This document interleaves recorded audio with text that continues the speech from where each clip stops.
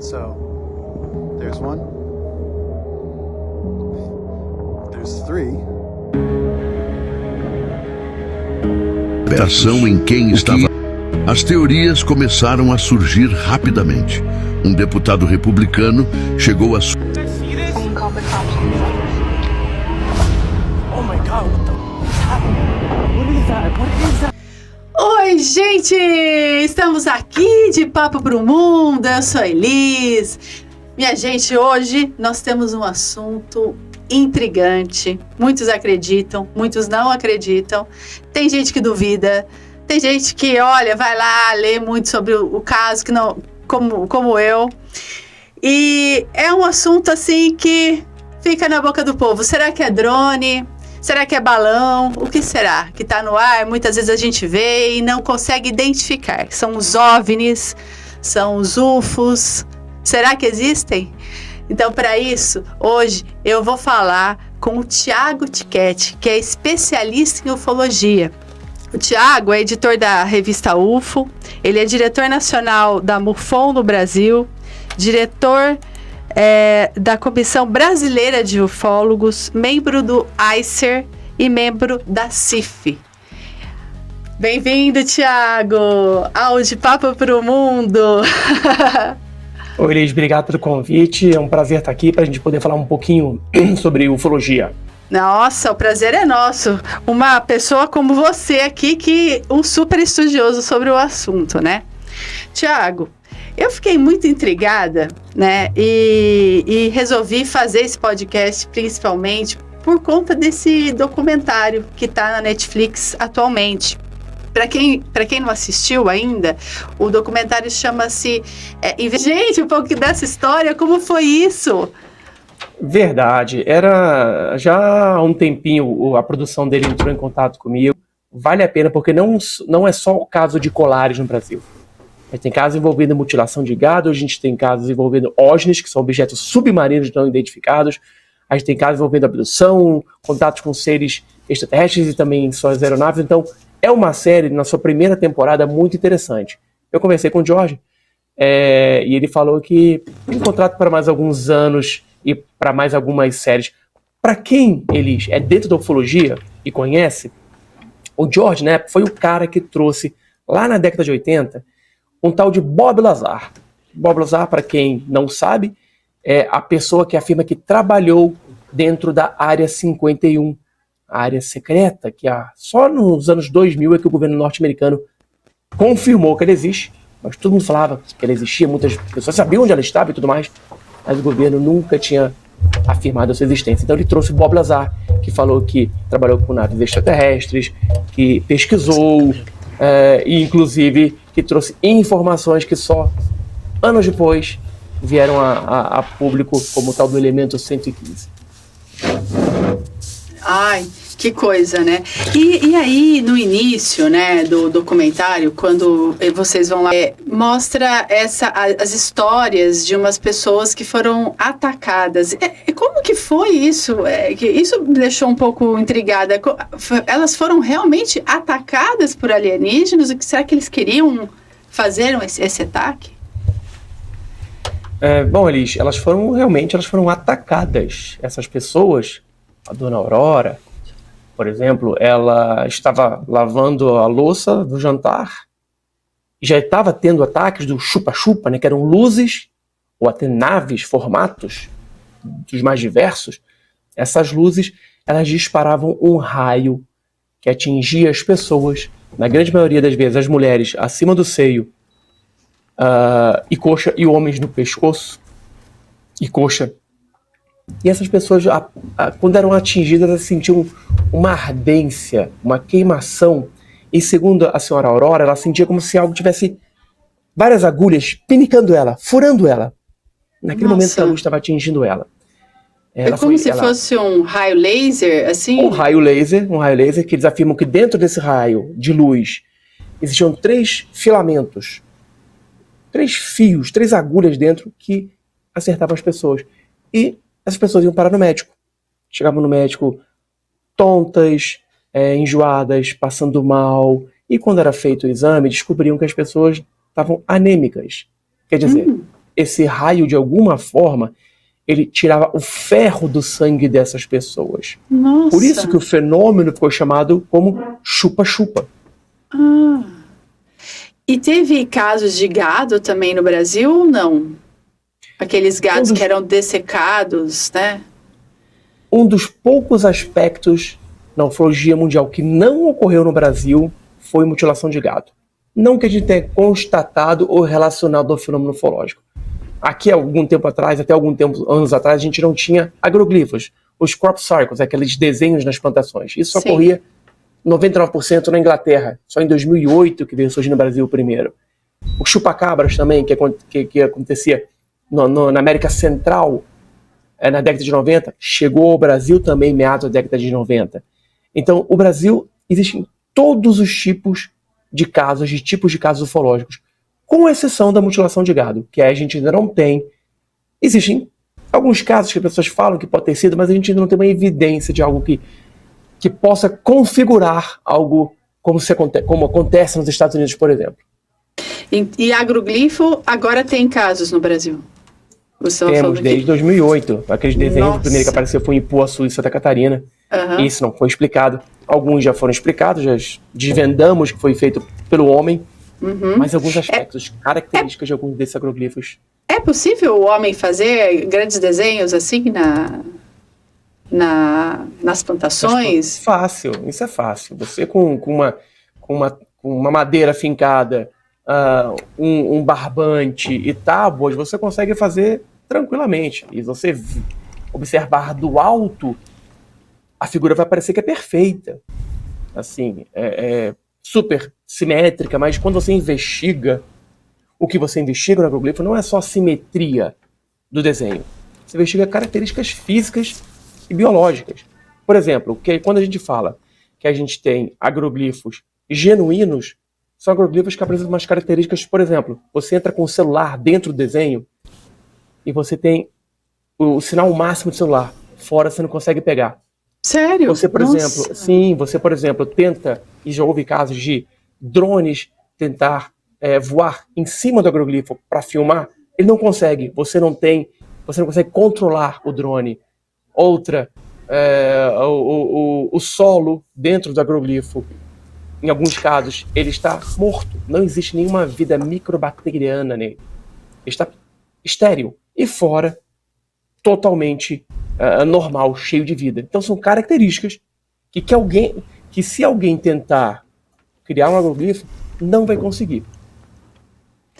Rafael, tem alguma pergunta aqui para o nosso Pois é, Thiago, fui abduzido aqui, cheguei tarde aqui. Rafael foi preso pelo extraterrestre Pois aqui, que está preso na Unicamp. Essa história existe? Fui abduzido pelo carro da Uber. Lá na Unicamp dizem que tem um preso lá, né, que tem uma salinha dessa história. Será que é verdade? Pois é. Que foi trazido aqui, na Unicamp aqui em Campinas, para ser estudado. Varginha, né? É o caso de Varginha. É o caso de Varginha. Ele não está preso em Varginha, não. O que acontece é que ele foi... Um ou dois extraterrestres, pelo menos, foi levado até a Unicamp para ser analisado, mas logo depois ele foi enviado para os Estados Unidos juntamente com outros extraterrestres que foram capturados e também a nave. Tudo está nos Estados Unidos.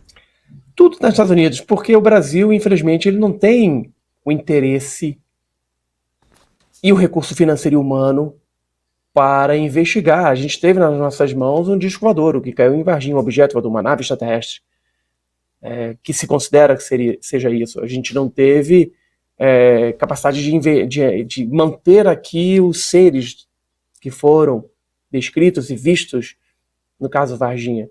Então, e a gente tem muitos outros problemas maiores do que investigar realmente, infelizmente, casos ufológicos de uma maneira mais oficial. Tiago, só voltando um pouco para aquela questão do agroglifo, Porque me ocorreu aqui a questão das linhas de Nazca. Você conhece as linhas de Nazca, provavelmente Já você deve estive ter lá, até... já fui por cima. Pois acontece a mesma situação lá? Dá para sobrevoar? Tem problema com sinal? Você acha que... Tem muita gente que diz que, inclusive, as linhas de Nazca elas foram feitas por extraterrestres, né? Tem até múmia extraterrestre, o corpo de extraterrestre, numa universidade lá no Peru. Não é isso? Eu estive lá no Peru, alguns anos atrás, eu sobrevoei a linha de Nazca, é um passeio realmente fantástico, só que as linhas de Nazca elas são fáceis de ser explicadas da forma que elas foram feitas. O solo de Nazca não chove lá, e a areia embaixo da primeira camada ela é mais escura. Então se você raspar com a mão, você vai conseguir fazer um desenho que vai ficar visível do alto. O questionamento em Nazca não é nem sobre os desenhos. O questionamento sobre Nazca é como esses desenhos foram feitos, por que esses desenhos foram feitos tão grandes como se só alguém do céu pudesse ver. Mas isso, grande parte dos povos da antiguidade, eles tinham adoração pelo espaço. A gente não sabe também o porquê. A grande maioria desses povos já acreditam que vieram do espaço, deuses do espaço vieram e criaram os seres humanos, ou se reproduziram-se com os seres humanos, mas Nazca, o negócio lá é que existem algumas montanhas que elas foram fatiadas, como se você pegasse uma manteiga, um torrão, um bloco de manteiga, esquentasse uma faca e fatiasse. Erosão, não se tem notícia que faça algo assim tão milimetricamente, porque o ângulo é mínimo de diferença desses platôs que foram criados. Alguns acreditam, o Eric Von Däniken acredita que é artificial. Mas ainda tem muito mais perguntas sobre Nazca do que respostas. Mas porque não tinha tecnologia na época, né? Não se sabe da existência de ferramentas e tecnologias para poder fazer aquilo. Exatamente. Inclusive, até as civilizações ali da região do Machu Picchu, aquelas pedras imensas, né? Aqueles megalitos ali, como um ser humano, mesmo com a ajuda de vários outros, conseguiria encaixar tão perfeitamente um no outro? Quando você vai lá, você tem a noção da grandeza daquilo. Principalmente em Sacsayhuaman. O que os peruanos dizem, a gente teve um guia lá, o que eles falam é isso, é história. Quando eles chegaram lá, os incas chegaram lá, aquilo já existia. Aquelas construções já existiram, não foram eles que construíram. Foi uma civilização muito anterior. E o que é interessante é o seguinte, as pedras, elas parecem que foram moldadas, derretidas como massinha, e moldadas. E as ferramentas utilizadas naquela época, dizem os historiadores, que não tem como você fazer. E você vê muito bem a diferença quando você vai num paredão que tem as pedras originais e pedras que foram colocadas depois, você vê a diferença. Você tenta passar um pedaço de papel, e eu tentei, entre as pedras originais, não tem espaço. Mas você vê uma que foi construída, reposta ali anos depois, ela não é perfeita, ela não tem um encaixe perfeito. Então, o Peru todo, Machu Picchu, toda aquela área, Sacsayhuaman, são sítios arqueológicos maravilhosos. E a teoria do antigo astronauta é baseada muito nisso também, né? Sim. Muito louco. O Thiago, quando as pessoas relatam que vem um extraterrestre, ou sei lá como chamaria isso, é isso mesmo, né? Um extraterrestre, como elas definem que eles são? Como eles são, assim, porque é sempre isso, com a cabeça grande, olhos grandes, ou não? Ou tem vários tipos? Tem vários tipos. Eu escrevi um livro, Guia da Tipologia Extraterrestre, que está na 4ª edição, e eu cataloguei até o momento 72 tipos de seres diferentes. Nossa! A grande maioria, certamente, é a mais parecida conosco, que são cabeça, tronco e membros ligados a um tronco. Uhum. São bípedes. Uhum. O que diferencia, na grande maioria, são o número de mãos, de dedos nas mãos, olhos grandes. Eles não têm 5 dedos? A grande maioria desses não tem 5 dedos. Mas a gente tem vários relatos de seres que são muito parecidos com os homens. 5 dedos, normal. Só que usam um capacete, usam um escafandro, usam uma máscara. ou tem uma coloração de pele diferente, esverdeada, avermelhada e tudo mais. Então, são vários tipos, até de seres que parecem gosma, até de seres que parecem insetos, até de seres que parecem lobisomem, o pé grande, tudo isso tem. Eu deixo bem claro no meu livro, Elise e Rafa, que ele é baseado em relatos de pessoas. A gente não tem uma evidência física. E quando uma pessoa se depara com algo que ela não vê, ela tenta, na hora de fazer, ela tira uma foto, aquilo fica marcado na sua cabeça, e quando ela vai relatar, ela tenta relatar com algo que ela conhece. Por exemplo, tem um caso chamado Voronezh, que é um ser de quase 3 metros de altura, vestido com um macacão e um capacete com 3 olhos. Nossa. Várias crianças e adultos viram, mais de 10 pessoas, mais de 20 testemunhas viram. Aquilo que elas dizem que pode ter sido 3 olhos, pode ser, na verdade, um capacete com 3 luzes. O ser estava dentro daquele capacete. Então, para a pessoa, ela tentou explicar aquelas 3 luzes como 3 olhos. Então é muito interpretação do momento que a pessoa vê esse tipo de seres. Qual foi o caso mais impressionante que você ouviu, assim, que você pensou, poxa, eu acho que isso aqui é mesmo, né? Acontece mesmo. Assim, de um relato que você sente que é bem sincero. Não, acho que muitos fazem sentido para ele, né? Mas algum que tenha mexido. Irrefutável. Irrefutável, na minha opinião, é a Operação Prato. Essa que aconteceu lá em Colares, na década de 70. Por que, para mim, é irrefutável? Você tem testemunhas de pessoas civis, pilotos políticos, delegados, pessoas simples do povo. Você tem fotografias feitas por militares também como testemunhas. Você tem vídeos, mais de 16 horas de vídeos que estão desaparecidos, a gente não sabe, mas a gente sabe que tem, porque o coronel William Holanda, que foi o líder da Operação Prato, ele falou que eles filmaram, e existem fotos dos filmes, e a gente teve também a cobertura de jornais e de jornalistas que entrevistaram essas pessoas. Então, se você somar tudo, testemunhos, documentos, mais de 2.500 páginas, fotos, mais de 100 fotos, filmes, mais de 16 horas de filmes, algo aconteceu ali. Muita gente acha que eram experimentos da CIA, que era para testar histeria em massa. Segundo o jornalista Carlos Mendes, que foi um dos jornalistas que cobriu aquilo muito além do que a própria Força Aérea investigou, foram mais de 200 mil pessoas testemunhas no estado do Pará e do Maranhão. E mais de 2.000 pessoas foram atacadas por essas luzes. E o interessante também que o Carlos conta, muitos desses prontuários médicos dessas pessoas sumiram dos hospitais também.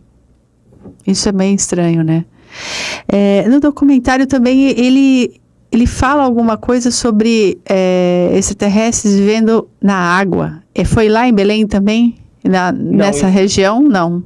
Não, esse é um episódio que fala sobre os OVNIs no México.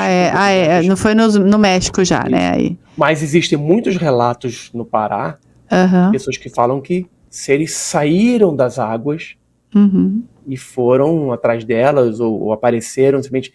Há muitos relatos de objetos que saíram dos rios ou que estavam no céu e mergulharam nos rios e desapareceram. Tiago, pegando um link exatamente sobre o que você está falando, desses relatos aí de objetos dentro da água, que saíram das águas.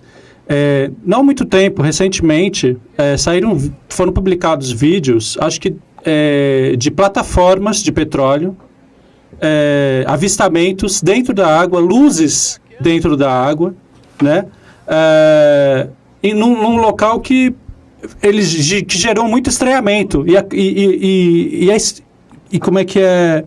E luzes assim que pegavam um bom espaço ali, né? Era de algum objeto muito grande. E aí ficou aquele disse-me-disse em cima de que poderiam ser algo luminescentes, etc. O que você acha a respeito disso? O que você já ouviu a respeito dessas quais versões você já escutou que você pode contar pra gente? Eu, como ufólogo, já ouvi todas as teorias e questionamentos e afirmações. A grande maioria realmente são algas bioluminescentes. Sério? Isso é muito comum ocorrer, principalmente próximos a plataformas, mas a gente tem relatos de plataformas, de pilotos de helicóptero de plataformas, e principalmente, recentemente, de militares a bordo de navios norte-americanos que viram objetos dentro da água, ou no céu, e mergulhando, ou na água e saindo. E relatos desses objetos nos nossos oceanos são inúmeros e há muito tempo. A gente conhece mais da superfície lunar do que o fundo dos nossos oceanos. Isso... Nossa, é porque a gente tem muito oceano, né? Exatamente. E aí a gente não consegue. Profundas, imagina exatamente. tudo que é possível ter dentro dos oceanos e a gente não faz nem ideia. Aí eu acho que a gente chega no almirante Richard Byrd, no diário dele, em que ele conta sobre os achados dele lá no Ártico, né? Que ele teve em contato com seres do interior, né, do planeta, ou seja, que estão dentro das entranhas do planeta, que isso traz até aquela questão da teoria da Terra Oca, né, em que poderia ter uma civilização inteligente coexistindo com a nossa dentro da Terra.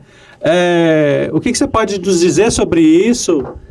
Sobre esses casos, porque parece que esses avistamentos, né, de OVNIs subaquáticos, né, que aparecem, enfim, e outros achados também ali na região da Oceania, parece que encontraram uma fenda recentemente, né, na Oceania ali, que tem um espaço que encontraram vida em locais que a princípio você não encontraria vida embaixo, bem nas profundezas do oceano. Conta um pouco pra gente. É isso mesmo.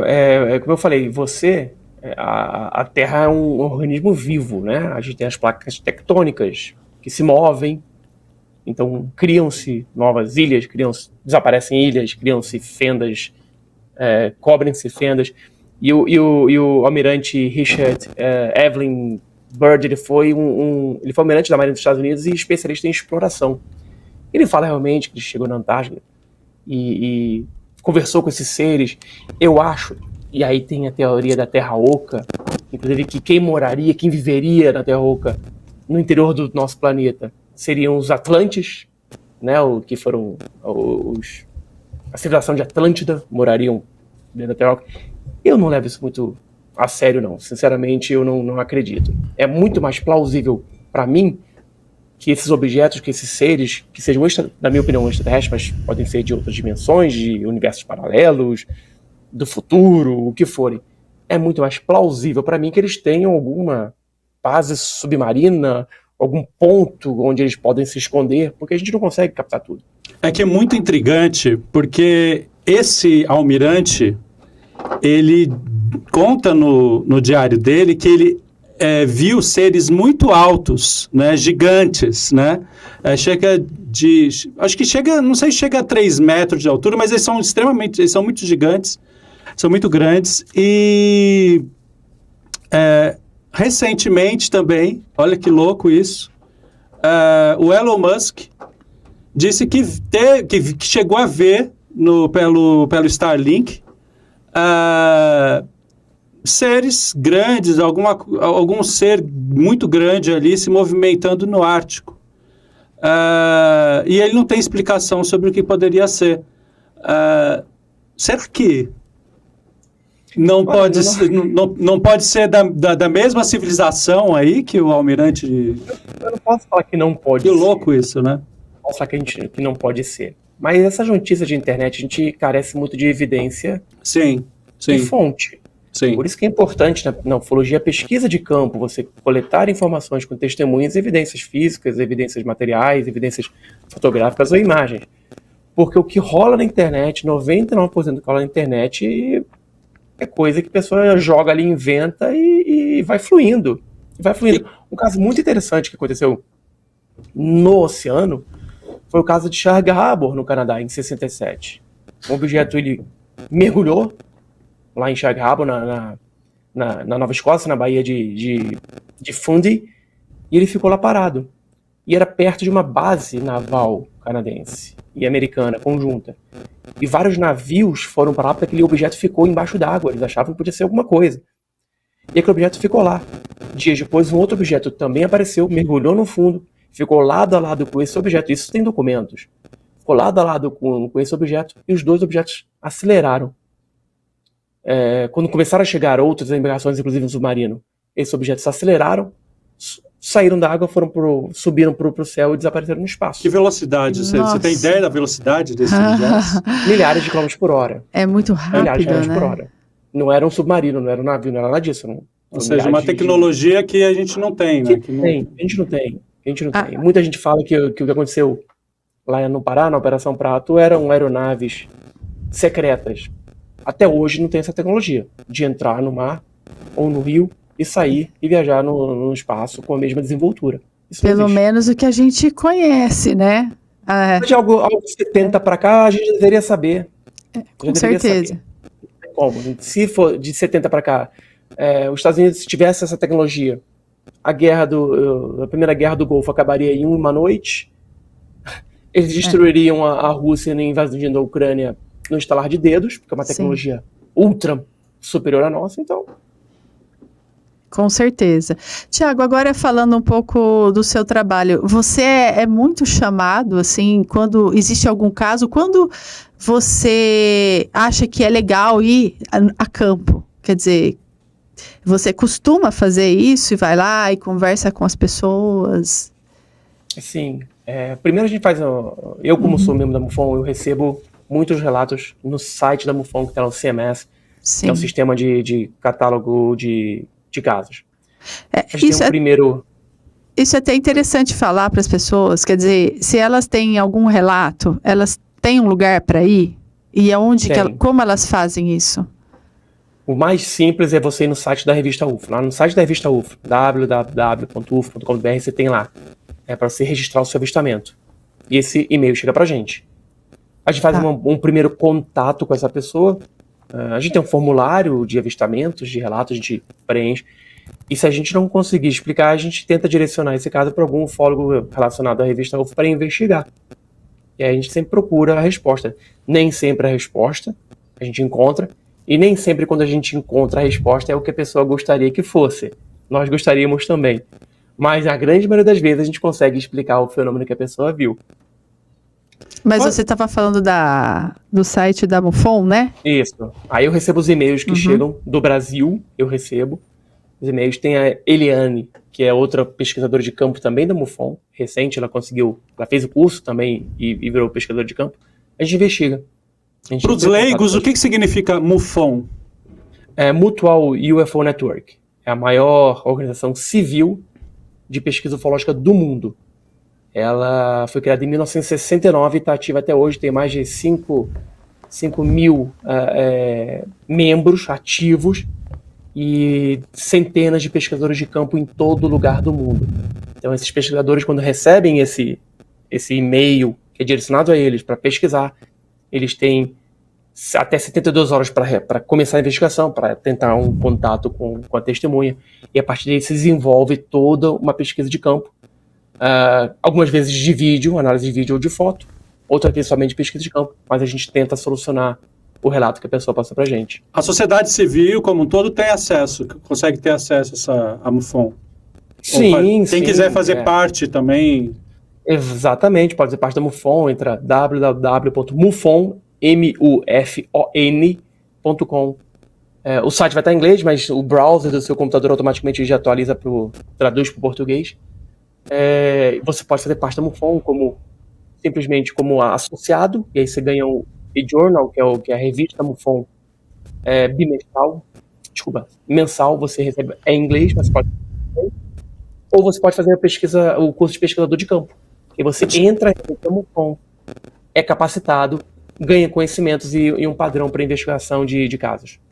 Tiago, tem uma curiosidade que é o seguinte, a revista UFO ela ficou um tempo parada, né? Qual foi o motivo e, de repente, vocês voltaram? Qual o motivo de vocês terem voltado também? É curioso isso. Ela ficou parada o primeiro motivo foi a Covid. Né? Okay. Durante a Covid, muitas distribuidoras faliram. A editora que produzia UFO deixou de produzir a UFO, também dificuldades financeiras, é óbvio. as bancas de jornais hoje em dia, na nossa época, que a gente ia lá e tinha milhares de bancas de jornais, tipo, não existe mais do jeito que era. São raríssimas as bancas de jornais com revistas e jornais, porque e são pouquíssimas as publicações hoje em dia. E também com o falecimento do Gevaer em 2022. Isso foi algo assim que afetou bastante a revista UFO para se reerguer, e a gente voltou porque o Gevaer sempre falava que eu ia ser o próximo editor da revista UFO, eu ia passar a perna nele e ocupar o lugar dele. Eu sempre falei que eu ia fazer isso, mas eu não ia passar a perna nele. Ele ia se aposentar e eu ia continuar. E eu e o Daniel Gevaer, que é o filho do Gevaer, a gente conversou e falou, cara, temos que voltar. A revista UFO são 40 anos de publicação. Não pode simplesmente acabar assim, abruptamente. E nós recomeçamos em setembro. Em agosto a gente começou a produção da revista UFO. Hoje estamos na 291. E se Deus quiser a gente vai passar da 300. Estamos caminhando devagarzinho, porque o Gevaer, a vida dele é na revista UFO. A revista UFO, eu não recebo nada da revista UFO. Eu faço por paixão. Assim como o Daniel também, assim como todos os colaboradores que a gente tem na revista UFO, tem centenas de colaboradores que ajudam a gente a fazer a revista UFO. Você é filho de aviador, né? Sou filho de aviador. E seu pai chegou a avistar Meu pai nunca viu. Ele me disse que nunca viu. Meu pai faleceu já há muitos anos, não pude conversar com ele muito sobre isso, mas ele gostava do assunto. Tanto é que o primeiro livro que eu li é o famoso Eram os Deuses Astronautas, do Eric von Däniken, que meu pai comprou na época, a segunda edição, primeira edição lançada no Brasil, e eu tive a sorte de ter, meu pai assinava todos os livros dele, botava o nome dele. Eu tenho a sorte de ter esse livro assinado pelo meu pai e embaixo autografado por Eric von Däniken. Então, meu pai, eu digo que eu herdei isso do meu pai também. Veio no DNA. Muito bom, muito bom. A conversa tá ótima. Você que tá aí, tá gostando desse tema? A gente nunca falou dele. A gente ficou um tempão, sabia, Tiago, procurando um ufólogo. E, cara, como é difícil achar um ufólogo, né, no Brasil. Aí, assistindo o documentário, eu falei, gente, preciso falar com o Tiago. Nosso colega, né, Rafa? Pois é. Ô, Tiago, me conta um pouquinho agora. Tá tendo muitas revelações aí do Congresso americano, pressionando aí o Pentágono, a NASA, a Força Aérea Americana, para abrir, né, muitos casos aí que estavam ocultos da população, até por pressão popular, né? E você acha que eles estão soltando tudo? Ainda tem muita coisa ainda para eles contarem aí que eles não estão revelando? Não, tem muita coisa, eles não vão soltar tudo. É muita coisa que tem. Mas eles já assumem a existência de seres? Não. Eles confirmaram, o Pentágono e a AARO, que é o departamento do Pentágono que investiga os casos, os relatos que eles recebem, eles não confirmam que é extraterrestre, eles confirmam que existem objetos voadores não identificados, que hoje eles chamam de UAPs, que são fenômenos aéreos não identificados, FUNI em português, que existem esses objetos, mas eles não conseguem ainda uma explicação. Mas dificilmente eles vão falar que é extraterrestre. E a pressão dos políticos não é nem para saber se são extraterrestres. A pressão dos políticos é para que eles abram todos os arquivos, porque eles acreditam que se tem um objeto voador não identificado nos céus norte-americanos, e principalmente em áreas sensíveis, como bases militares, eles têm que saber. Segundo, todo o orçamento que é utilizado pelos militares, o Congresso americano é obrigado a saber. Eles têm que aprovar. E eles descobriram que existem muitos orçamentos secretos que não passaram por eles. Então, eles estão muito bravos por conta disso. E a pressão está muito grande sobre os militares. Tanto é que eles criaram o AARO e estão anualmente divulgando um relatório. O último foi divulgado com 757 casos que eles receberam. Nossa. Desses 757 casos, eles conseguiram responder, mas não passaram para o público, conseguiram responder apenas 300 e os outros 400 e pouco. Eles não tinham explicação. Ou não investigaram ainda, ou não tinham explicação. O mais louco é que um desses casos, não sei se você se lembra do do depoimento, né, todo aí que eles fizeram lá no Congresso dos Estados Unidos. Mas teve uma parte que me chamou muita atenção, que eles falam de OVNIs com uma velocidade assim sobre-humana, que vai muito além de qualquer jato existente já fabricado por qualquer país, né? A gente está falando de velocidades altíssimas. Você lembra que velocidades são essas que eles citaram? Eu não Mais de 15 mil quilômetros por hora. 15 mil quilômetros por hora. Então, a Mach 10, Mach 15, Mach 12, que é a velocidade. E outra coisa, a gente está falando de pilotos Top Gun. Não é o piloto do filme Tom Cruise. Top Gun é o top do top do top da Marinha Americana. São pilotos que têm experiência e conhecimento para identificar. Eles são uma turma acima dos melhores. E uma das explicações de um vídeo muito famoso, que é o Go Fast, sempre tem um comentário, uau, o que é isso? Em 2018 foi um dos vídeos vazados. A explicação... Conta para o nosso público leigo aí o que é o Go Fast. Go Fast foi um OVNI filmado por pilotos Top Gun em 2006, mas que só foi vazado para o público em 2018. E esses pilotos filmaram, a câmera do avião filmou, do F-15 deles, filmou. E a Arrow recentemente falou que o que eles tinham visto foi uma paralaxe,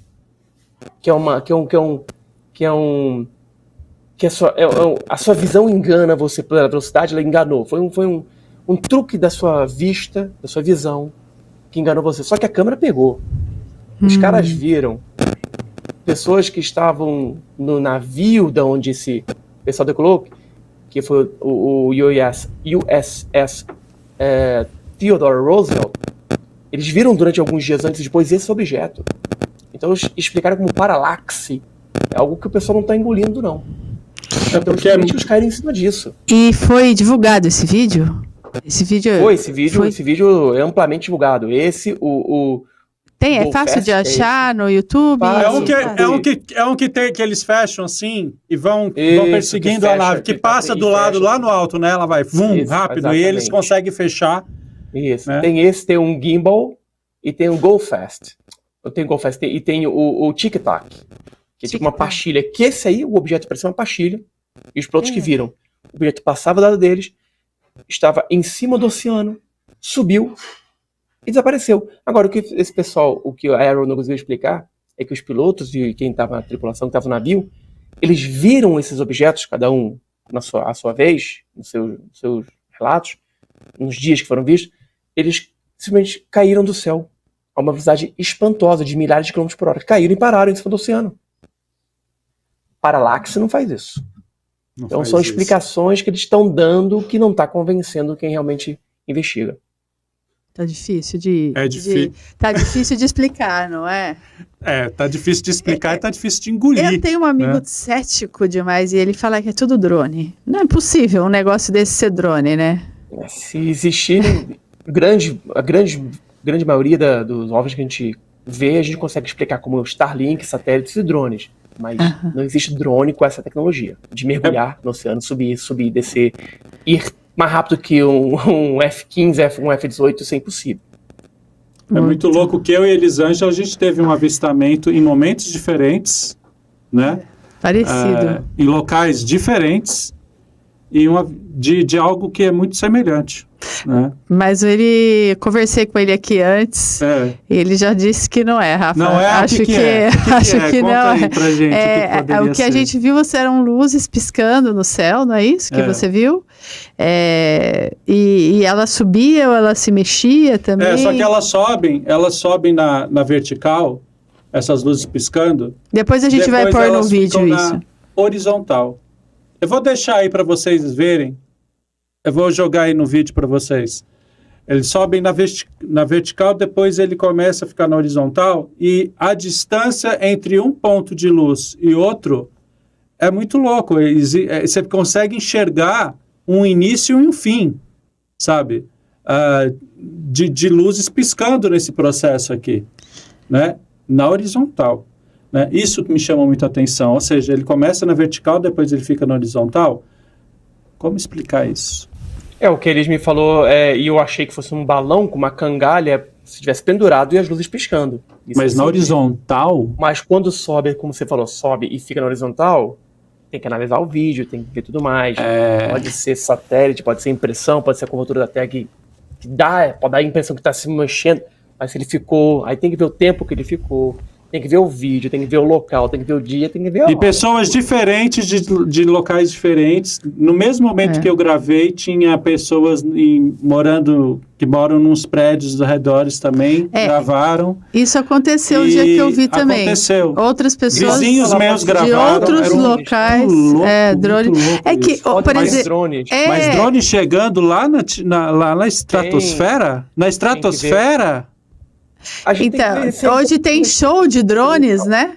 Tem show de drones que eles conseguem juntar vários drones juntos e fazer várias coisas. Você vê no lançamento da minissérie do Ayrton Senna, eles desenharam a cara do Senna. Centenas de drones desenharam a cara do Senna. Então a tecnologia hoje dos drones, e há drones que voam muito alto, pode ser. É por isso que a gente tem que saber o dia que foi feito, a hora que foi feito, ter acesso ao vídeo, porque a gente tem como identificar se é satélite ou não é satélite. A gente vai mandar para você. A gente manda para você analisar aí pra gente. Todas as informações aí, você pode mandar. E aí quem tiver no nosso grupo aí do WhatsApp... Nossa comunidade. Na nossa comunidade, vai ficar sabendo em primeira mão a análise. Por isso, se você não entrou, entra lá no grupo. Não se esqueça de curtir, compartilhar se você está gostando desse papo aqui com o Thiago, porque esse papo hoje está quente. E não se esqueça que nós já estamos em 2025, né, Rafael? Pois já começou um ano novo e nós já estamos começando o ano com esse tema aqui super quente. Thiago, me conta mais um pouquinho. É possível que o Congresso brasileiro venha fazer alguma coisa semelhante com o que o Congresso dos Estados Unidos está fazendo ali, com o Pentágono, com a Força Aérea, fazer com nossa Força Aérea aqui também, enfim, porque tem muitos relatos também, né?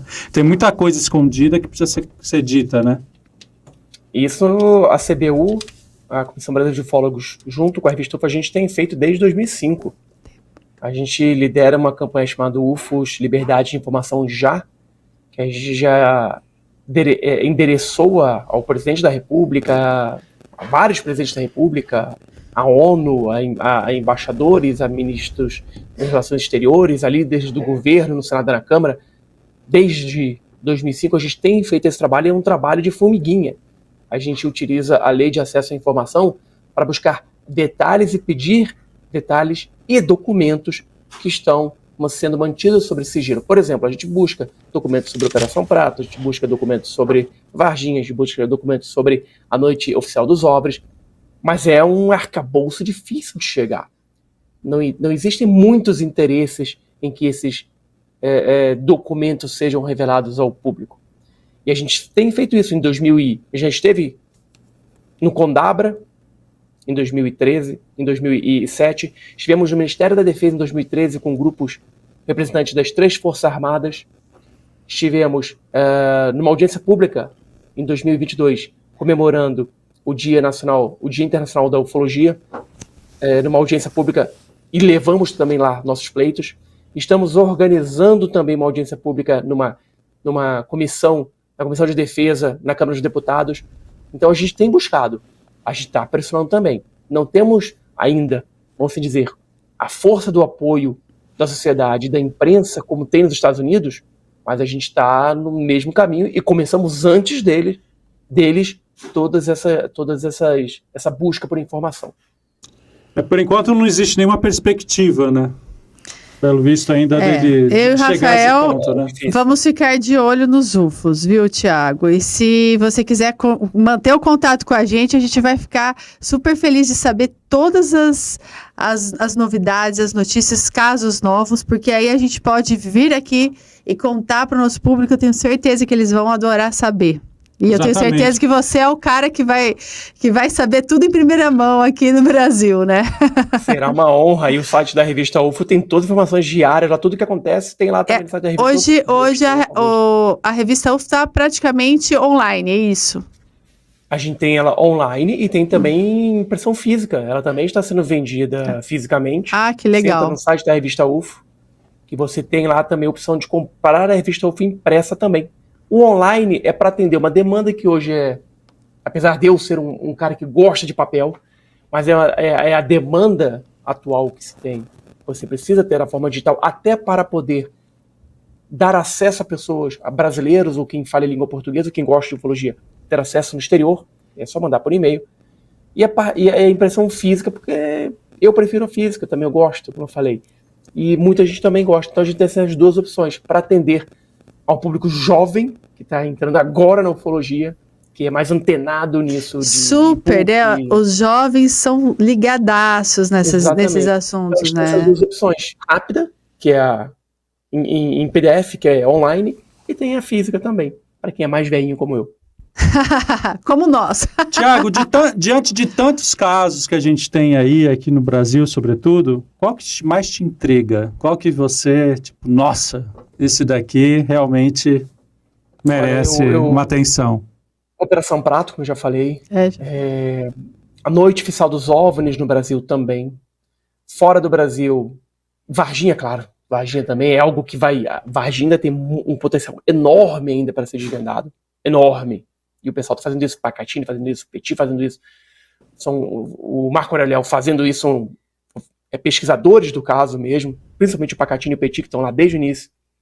E lá fora, eu sou apaixonado pelo caso Roswell. Eu conheço os pesquisadores do caso, eu conheci o filho do Jesse Marcel, que foi o militar da inteligência norte-americana que foi até o local onde teve a queda do objeto, ele pegou pedaços do objeto e levou para casa. Sim. O Jesse Marcel Jr. segurou aqueles objetos e eu conheci o Jesse Marcel Jr. Então Roswell, para mim, é o caso que mais de 300 testemunhas, gente, que afirmaram que ou participaram da operação de acobertamento, ou foram testemunhas dos pedaços, viram, ouviram, estiveram no local, foram ameaçadas pelo exército norte-americano. Então são casos que, se você levar para uma corte, um juiz isento, ele certamente daria o ganho de causa para esses casos serem verdadeiros. É interessante que no Congresso dos Estados Unidos eles falam a respeito de engenharia reversa, né? Que é algo que começou lá em 1947 com o OVNI que caiu em Roswell. Mas de lá pegaram o que conta esses investigadores, o Kevin Handel, o Don Schmidt, principais investigadores do caso, e falam que os militares pegaram o objeto, fatiaram o objeto. Por exemplo, para a IBM eles deram para eles investigarem a parte de circuitos de computação do que existia, de eletrônicos naquela época. Para a McDonnell Douglas, por exemplo, deram a parte da propulsão. Eles não deram tudo para uma empresa só, até para não ter o conhecimento total. E naquela época, o exército americano não tinha recursos nem pessoas capacitadas para investigar. Então, eles fatiaram, e aí cada um foi desenvolvendo a sua reengenharia, engenharia reversa desse objeto. Muito bom. Fala-se muito que nós estamos no século de um contato direto com seres extraterrestres. O que você sabe sobre isso? Eu torço por isso. Eu torço por isso. Você acha que isso pode vir a acontecer mesmo? Eu falo que eu não verei. Eu não verei isso, mas eu acho que meus filhos sim. Meus filhos serão a geração de que finalmente teremos um contato com seres de outro planeta, de outra dimensão, seres não humanos. Ou no mínimo a gente descubra um planeta que exista vida. Por que a gente está tão perto disso?